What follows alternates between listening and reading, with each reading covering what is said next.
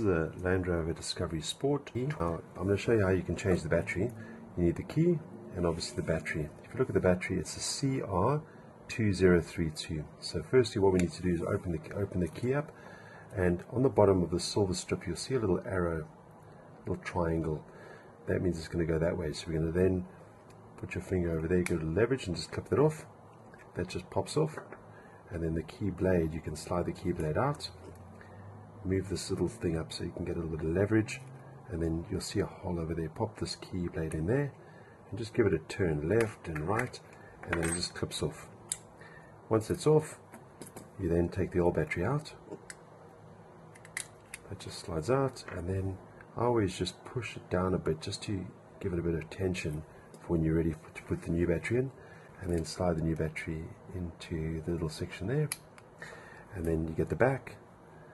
Just line it up so it just is all lined up, and then just give it a little bit of tension, a little bit of press, and it clips closed. And then you take the key blade, pull that down, and then just slide it in position. And then the silver strip, don't forget the little triangle a little upwards, and then it just clips closed. And that's it. That's how